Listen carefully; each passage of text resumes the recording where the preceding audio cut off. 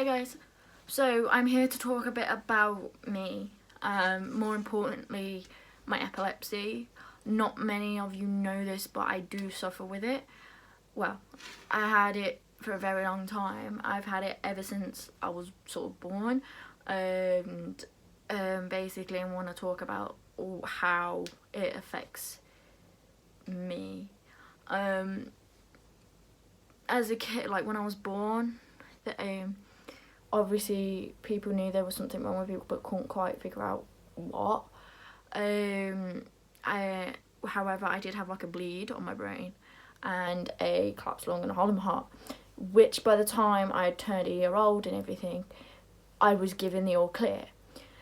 And I went through nursery, primary school, and it wasn't until I hit sort of year 3 when my teacher started noticing that something wasn't quite right. Anyway, I went sent off for investigation, had an EEG, and I had epilepsy. Now, as a kid, you don't really take into consideration what that means. So when I had like a seizure or whatever, space out, I'll be like, you know, I didn't exactly know what was going on, you know.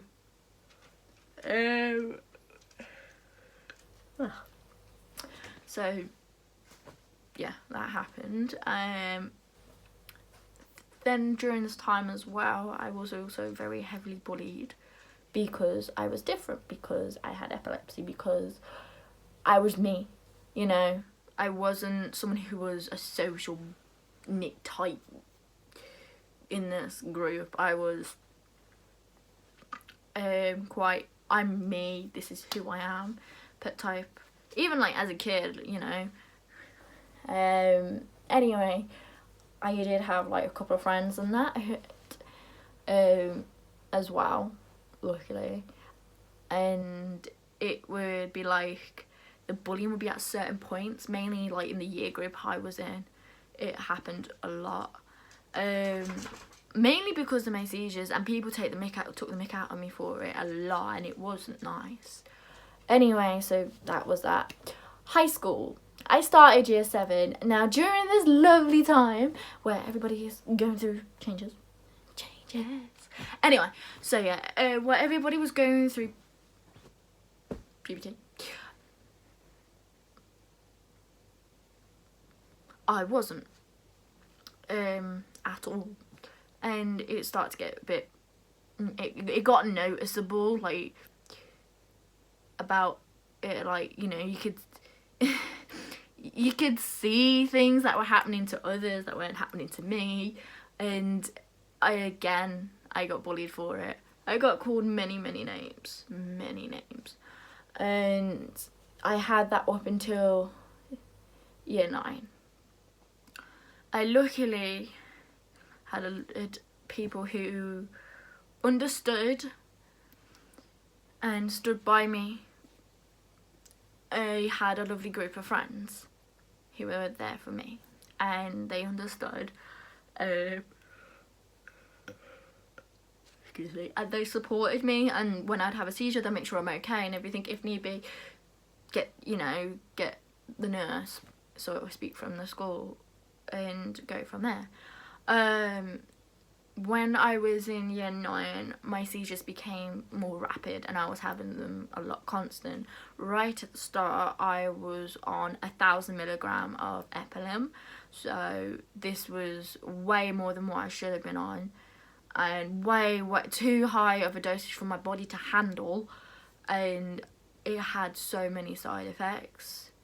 I went through a load of investigation, so I went off and had more tests. So I had, like usually, like your height, weight and everything checked. I had all of that checked and nothing had changed. I then went off and had blood tests, which came back nothing was in my bloods. I then went and had another EEG, which came back clear.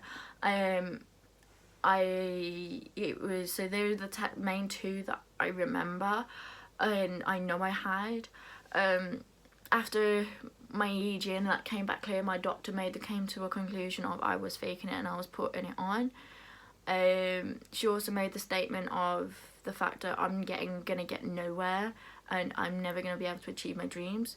So as a young teen, this really knocks you around a lot, for it to be like saying, yeah, you're never going to achieve this, but you fake your seizures, you're doing this all for attention. You know, that really really gets to you and knocks you down. So yeah, it was later that year I then decided to come off my medication. And I was like, okay, then if you really think I'm faking it, if you really think I'm doing this for attention and that, then take me off it. Slowly, throughout the next few months, I got taken off it, and the summer that year, so just finishing year 9, I was completely off my medication, and it was sort of like the last couple of days of school and everything. And then I just went into, during that whole time, I went through a mega change. So whereas everybody else, it was staggered, like, you know, with what happens basically through like whole puberty and everything, they all had that over a period of time. Now with me, that wasn't the case. As soon as my medication stopped, everything happened literally so quick, within like so I can't even say it, because how quick it happened. So like from the end of year 9 and then all the way out through the summer, and then going all the way through year 10, I went through mega changes. Like I grew out of clothes like there was no tomorrow. I couldn't find anything that fitted. Everything was a mess. I was like a mess because of how much my growth had been delayed. You know, I would experience pains like that I shouldn't even have had, that, you know, that not a normal young teen, sort of old, like an old child from like 12 to up to like 14, you know, they wouldn't really experience like bad severe cramps and everything, and I would end up spending majority of my time like either sort of in a lot of pain, if so to speak, or trying to sort stuff out and trying to find clothes that fitted and that. And so it was then that I also decided to start standing up for myself, and I started to get left alone. I wasn't bullied, I was just left alone. The bullying then came back about end of year 10, coming into year 11, and it was mainly the girls. So it wasn't so much the lads, it was a lot of them was the girls. But I think a lot of the time it was a lot of stuff to do with my hair, because how long it was. I'd get called names like Barbie, they threatened to cut my hair off, they attempted to, they've done nasty stuff. You know, if I had PE, I'd come back to come get change, and my stuff would be wrecked. You know, either like sort of ripped up, or they'd put it in the shower and turn the shower on, and my stuff would be completely gone. And I would have to replace everything. So yeah, that happened, and year 11 finished. And sixth form, I did a year of sixth form, and sixth form was pretty normal, you know, as you do. I decided it wasn't exactly for me, so I went to college and to study animal care. My first year was amazing, and I decided to get my lip pierced, and then I did my hair. And my second year was also great. I met amazing people who I am still friends today throughout these whole three years, and who are very understanding, and one of them being my partner, who was also very supportive and understanding with me having epilepsy, as well, you know, and my family's been so understanding throughout of it. And but anyway, I'm going off topic, back to what I was saying. So second year of college, great, you know, absolutely amazing, met my other half and things were going fine. But then things started to was also sort of going downhill, and like, stuff was happening and I wasn't sure why, and then sort of around about March time I got diagnosed with anxiety and depression. And during my second year and my third year of college, I was also working, and I found it hard to juggle between the two, so this might have had some way of influence. Now, I also had a lot of trouble with where I worked, and it wasn't the best. Anyway, I also went on and, just carried on, because I was also like, at the end of the day, I'm not here forever. I have a good couple of people who I talk to. It doesn't matter. I'm here to work. Nothing else matters. I don't, that is that. My third year. So, my third year was going really, really well. I had no ups, no downs. I got my big tattoo on my leg around that sort of Christmas on my third year, and I was loving it. During that third year, it was sort of, things were happening and like things weren't making sense to me, and putting two and two together wasn't right. I had a severe back issue through majority of that year, my lower back, and as well as this, I would be like constantly like struggling, mainly to get up, or the fact that I'll be really tired and wiped out for unknown reason. Or like I'd have a headache, but I'll just end up sleeping, and like it wouldn't just be my head would hurt, and like the top of my tummy here, and I couldn't do anything, so I'd end up being in bed and just be asleep. So yeah, and then like end of spring, sort of summertime, I ended up having a really, really big seizure, which, well, when I say seizure, this one was an absence, and I actually got stuck in it. My mum ended up having to ring the paramedics out, and I did end up having to go back in hospital. Now, this was the first of many. I then had proceeded to have another big one when I was at my friend's, and again I ended up being taken into hospital due to the fact that earlier that week of having that second big one, I had one right at the start, and then I had the big one. So, and because like it was a full-on shaky fit, which we then from what the doctors have told me, is a tonic-clonic one. So you've got all different types of epilepsies. You've got your absences and a couple of others. Some happen when you're asleep, some happen when you're conscious, and whatnot. Some people know, some people can hear stuff and everything, but are not responsive. Whereas mine are absences, so basically I could just stare off into space and pay no attention, and we could be doing something and not realise. When I was younger, I had cases of when I would just walk out on the road and I would nearly get hit by a car. I've had it when we'll be driving along and I've just shouted something out, and mum would be like, "Why'd you shout that out for?" And I'm like, "What do you mean I didn't shout anything?" She's like, "You just did, you shouted it." And I'm like, I didn't say anything. So things happen that like don't make sense to me, and I don't remember doing them. And as I said, that was what I had. So the second big seizure was determined to the fact of my seizures had come back, and I got put on some new medication which I cannot pronounce, but on the thing it says Capra. So I got put on new meds, and the doctors were very shocked as to wanted to know why I was on epilim, because I shouldn't have never been on epilim. Anyway, things just got worse. My seizures were happening like there was no tomorrow. I ended up calling in sick for workloads. It got to a point where I was having them that regular. I couldn't work. I couldn't do a lot of things.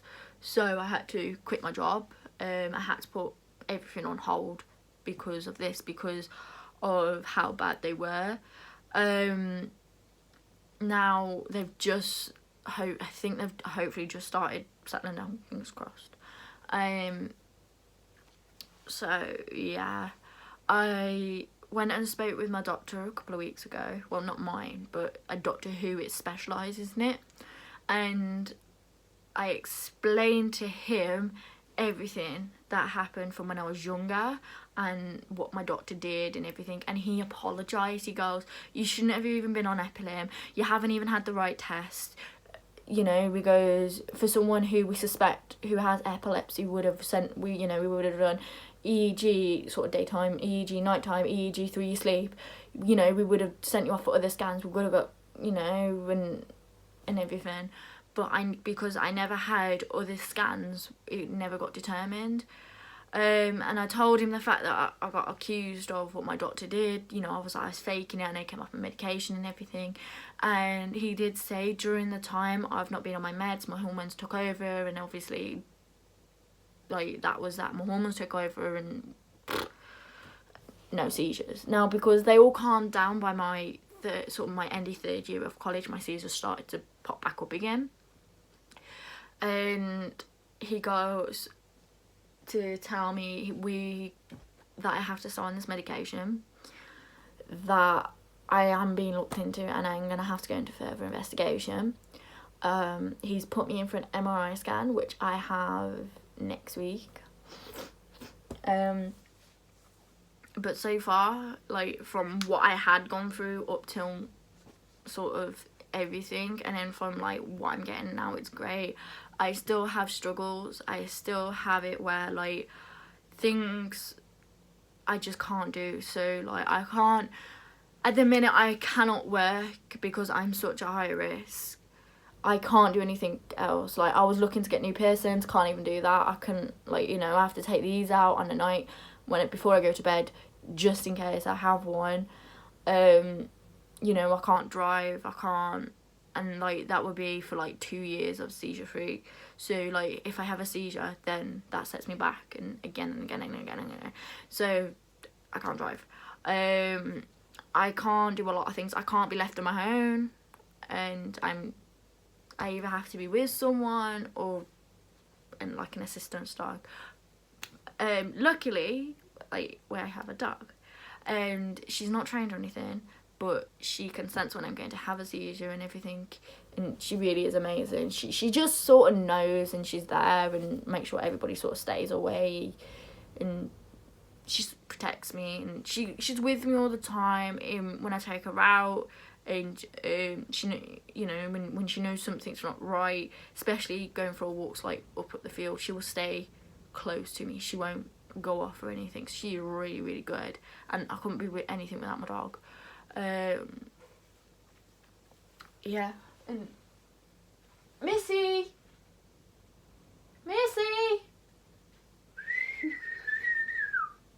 come here then. Do you want biscuit?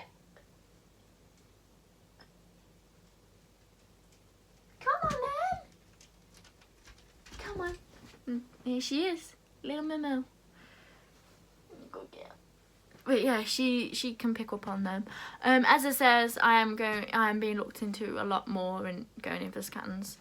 You're making yourself comfy. And hopefully this time I will get the results I deserve to fully understand what's going on. However, the downside is because I'm having to wait so long, and because I'm such a high risk, still to this day people still think I'm lazing around, I'm not doing anything.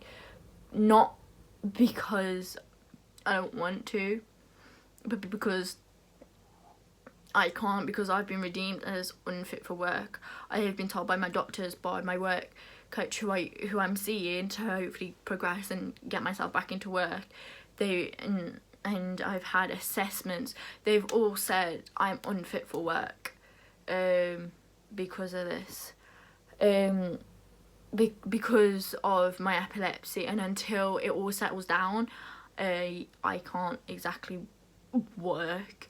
I have been told, like, a lot of things that I'm just sitting around, I'm not going to do anything, and it is really hurtful with what gets said, you know.